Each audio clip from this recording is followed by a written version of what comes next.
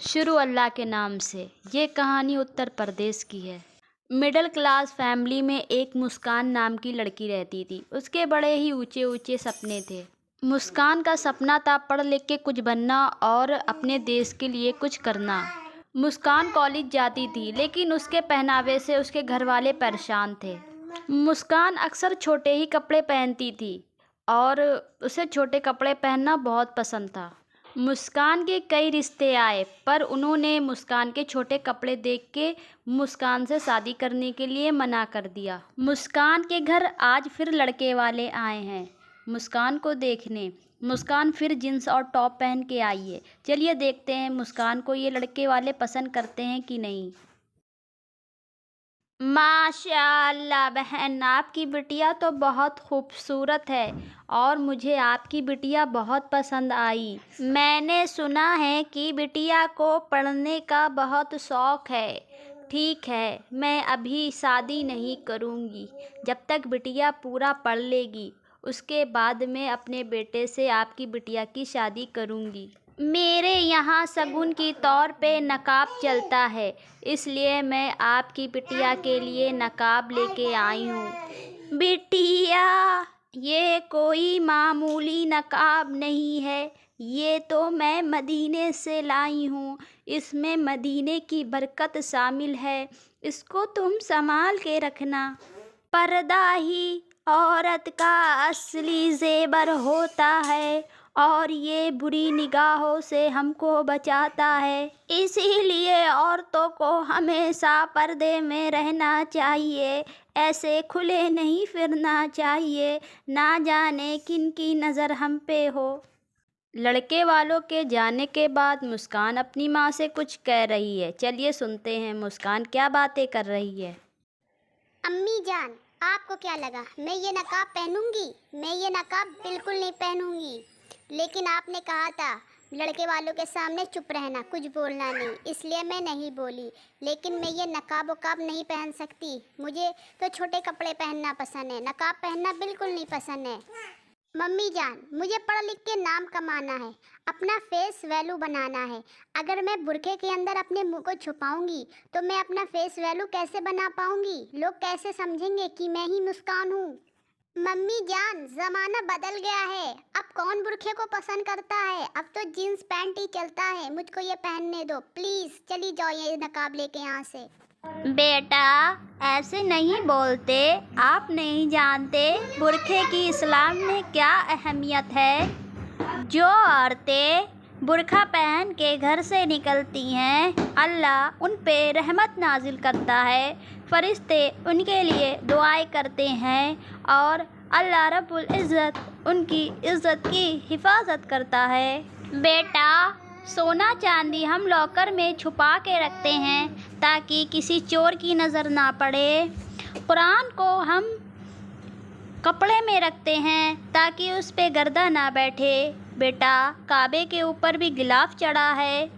बेटा, सोना चांदी हीरा मोती कुरान शरीफ पे गिलाफ ना चढ़ाए तो चलेगा, काबा पे कपड़ा ना डाले तो चलेगा, लेकिन औरतों पे पर्दा होना ज़्यादा ज़रूरी है। उनकी इज़्ज़त एक बार चली गई दोबारा नहीं आ सकती बेटा, इसलिए अल्लाह ने सख्ती से कहा है औरत को पर्दे में रहना चाहिए। बेटा, हर कीमती चीज़ को हम ढक के रखते हैं और जो कूड़ा कबाड़ होता है उसे खुला रखते हैं, बाहर फेंक देते हैं।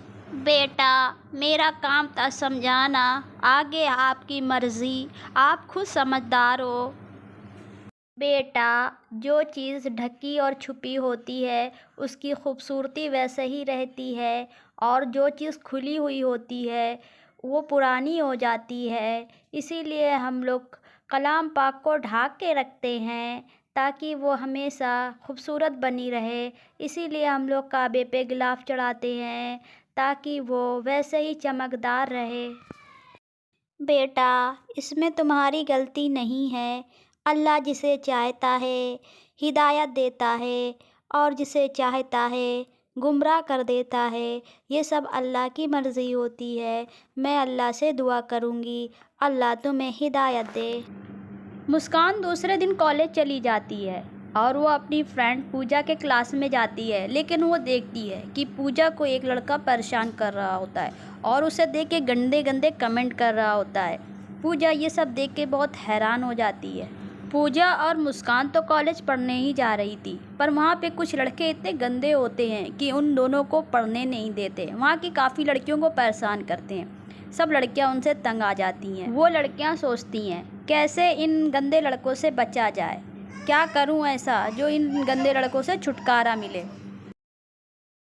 ओ जाने वाह मान भैया जल्दी वाह, है क्या क्या पटाखा 9 2 आइटम है, 12 बड़ा अरे मस्त वाह आइटम बड़ी है। अच्छी अरे लगती हो वाह, तुम कॉलेज में ऐसी बड़ी लड़कियां फिटिंग आती के कपड़े रहे, मजा आ पहनती जाता है इन हो लोगों को बड़ी देखने मस्त में। लगती हो। देखा मुस्कान, इन लोगों ने कितना परेशान कर रखा है। अब तो ये रास्ते में पीछा भी करने लगे।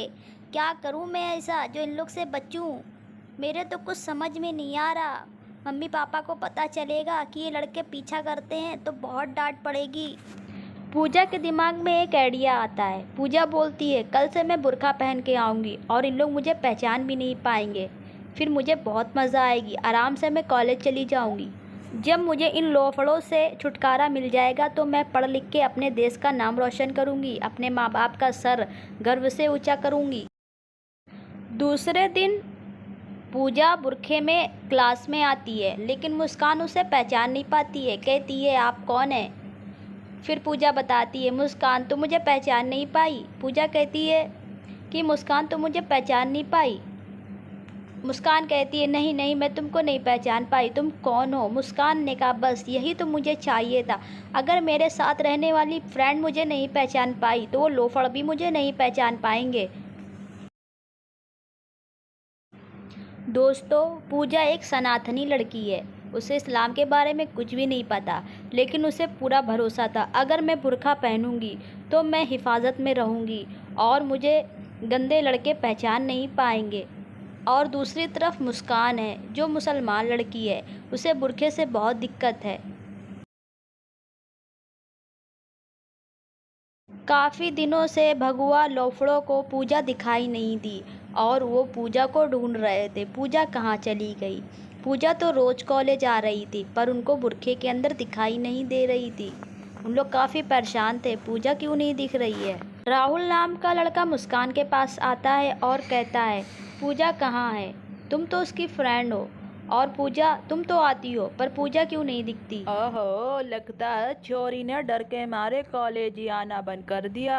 चलो ठीक है, वो ना सही तुम सही, अब मैं तुमको छेड़ूंगा, तुमको परेशान करूंगा। पूजा उतने टाइम तो राहुल से कुछ नहीं बोली, पर राहुल के जाने के बाद वो बहुत टेंशन में आ गई। सोचने लगी अगर यही सब होता रहा तो मैं पढ़ कैसे पाऊंगी? मेरे बहुत सपने हैं, मैं अपने सपने कैसे पूरा करूंगी?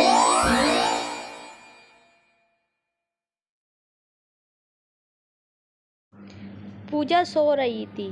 पूजा अचानक से उठ के बैठ गई। पूजा डर गई। फिर उसे याद आया कि मैं तो घर पे सो रही हूँ। अच्छा, तो वो एक सपना था। हाँ, लेकिन परी मुझे बुर्खा क्यों दे रही थी? उसका क्या मकसद था? आखिर वो मुझे बुर्खा क्यों देना चाहती थी? मुस्कान स्टोर रूम में चली जाती है और वो अपने बुरखे को देखती है कि उसके बुरखे से रात में बहुत रोशनी आ रही थी। मुस्कान अलमारी से बुरखे को उठा लेती है और बुरखे को देखती है। बुरखे से एक रोशनी आ रही होती है। मुस्कान को बुरखे से बहुत प्यार हो जाता है। मुस्कान सोचती है कि आज कॉलेज में भी बुर्का पहन के जाऊंगी।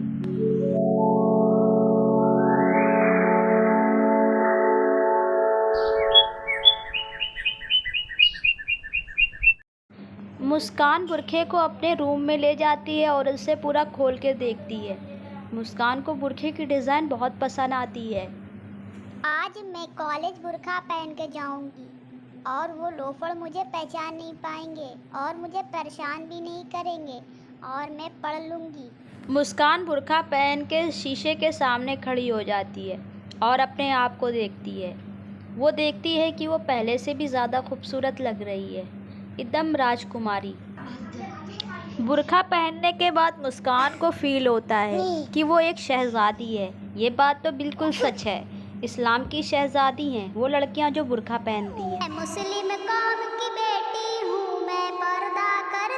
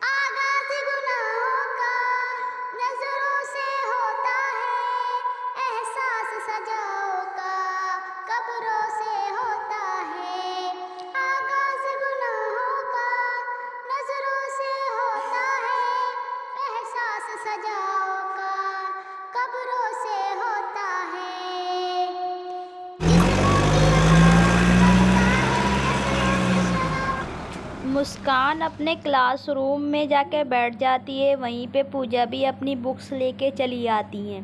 दोनों फ्रेंड्स आपस में बैठ के बातें करती हैं और दोनों मिलके पढ़ाई करती हैं।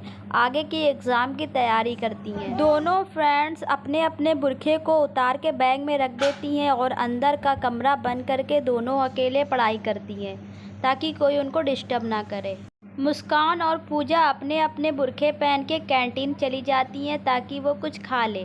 वहीं पे लोफर लड़के खड़े हो जाते हैं और कहते हैं, पहले तो कभी बुरखे में लड़कियों को नहीं देखा, ये लड़कियां कौन हैं जो बुरखा पहन के बैठी हैं। नाश्ता करने के बाद मुस्कान और पूजा घर जाने की तैयारी करते हैं। उन दोनों रास्ते में खड़ी हो जाती हैं और आपस में बातें करती हैं। ये दोनों एक दूसरे की पढ़ाई के बारे में पूछती हैं। पूजा और मुस्कान कहती हैं, हाँ आज की पढ़ाई तो हम दोनों की बहुत अच्छी हुई है, आगे नंबर भी हमारे अच्छे आएंगे। मुस्कान, अब मैं घर जा रही हूँ, काफ़ी देर हो गई है, मम्मी पापा परेशान हो रहे होंगे। अच्छा तुम अपना ख्याल रखना। दो लड़कियों को बुरखे में कॉलेज के बाहर देख के लोफड़ों को शक हो जाता है। वो आपस में कुछ बातें करते हैं। चलिए सुनते हैं वो क्या बातें कर रहे हैं।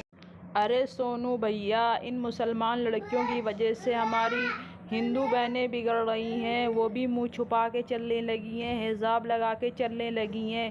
अगर ऐसे ही चलता रहा तो हम लोग लौंडियाबाजी कैसे करेंगे, लड़कियों को कैसे छेड़ेंगे, अपनी आंखें कैसे सेकेंगे। चलो हम लोग हिजाब के ख़िलाफ़ आवाज़ उठाए, लड़कियां हिजाब नहीं पहनेंगी। अगर लड़कियां हिजाब पहनने लगी तो हम लोग लड़कियों को कैसे ताड़ेंगे। चलो सोनू भैया, हम लोग मुसलमान लड़कियों को डराया जाए और जय श्री राम का नारा लगाया जाए। ये लड़कियां डर के कॉलेज में नकाब पहन के नहीं आएंगी। जय श्री राम, जय श्री राम, जय श्री राम, जय श्री राम, जय श्री राम, जय श्री राम, जय श्री राम, जय श्री राम।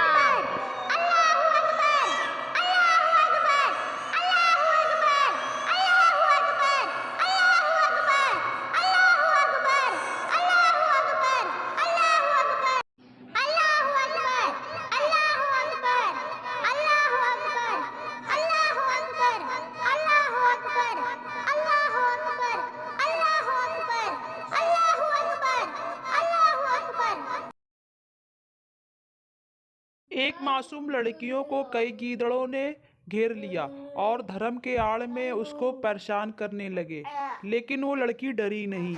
उसने अकेले ही डट के सबका सामना किया और उसने उन गीदड़ों के बीच में अल्लाहू अकबर के नारे लगाए। ये बात धीरे धीरे पूरी दुनिया में फैल गई। हर देश वाले मुस्कान की तारीफ़ करने लगे। सब लोग मुस्कान को इस्लामी शहज़ादी कहने लगे, इस्लामी शेरनी कहने लगे। मुस्कान की हर कोई तारीफ़ करने लगा। मुस्कान पूरे में फेमस हो गई। पर्दे में रह के मुस्कान ने अपना नाम कमा लिया। मुस्कान को इस बात का एहसास हो गया, नाम कमाने के लिए कपड़े उतारने की ज़रूरत नहीं है, कपड़े पहन के भी नाम कमाया जा सकता है। इस हादसे के बाद मुस्कान का एक अच्छे घर से रिश्ता आता है और मुस्कान की शादी हो जाती है। दोस्तों, आपकी जानकारी के लिए बता दें कि हर हिंदू भाई बुरे नहीं होते हैं। मेरे मोहल्ले में ऐसे बहुत से हिंदू भाई हैं जो लड़कियों को नज़र उठा के भी नहीं देखते हैं, लड़कियों की बहुत इज्जत करते हैं और हमेशा अपनी नज़रें नीचे झुका के चलते हैं। वो हैं असली हिंदू, वो हैं असली सनातनी। ये सिर्फ धर्म के नाम पे ढोंग फैला रहे हैं। जिन राम जी के नाम का इन लोग ढोंग फैला रहे हैं, उन्हीं राम के भाई लक्ष्मण की एक कथा हम आपको सुनाते हैं। जब लक्ष्मण बलि के घर जाते हैं, वहाँ पे कुछ अप्सराएं नाच रही होती हैं। लक्ष्मण वहाँ से वापस चले आते हैं। राम जी पूछते हैं, लक्ष्मण बात बन गई? बलि ने मदद करने के लिए हाँ कह दिया। लक्ष्मण जी अपने भाई राम से बोलते हैं, भैया मुझे लज्जा आ रही है, वहाँ पे कुछ अप्सराएं नाच रही हैं, मैं वहाँ पे नहीं जा सकता।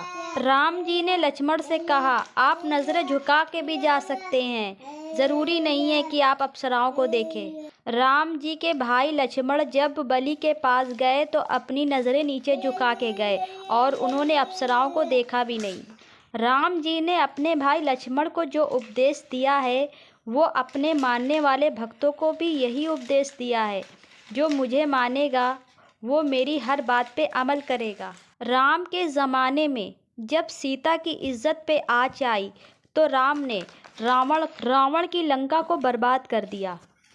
धर्म का चोला पहन के रावण ने भी बहुत पाप किए, लेकिन उसका भी अंत हुआ है। इस दौर में भी धर्म का चोला जो लोग पहने हैं वो अंदर से रावण हैं और उनका अंत करने इमाम मेहदी आएंगे। दोस्तों, आपको अगर मेरी ये वीडियो अच्छी लगी तो मेरे वीडियो को लाइक और सब्सक्राइब करना ना भूलें। नीचे बेल आइकॉन का बटन ज़रूर दबाएं ताकि मेरी हर आने वाली वीडियो आप तक सबसे पहले पहुंच सके। अल्लाह हाफिज़। मेरा भारत महान।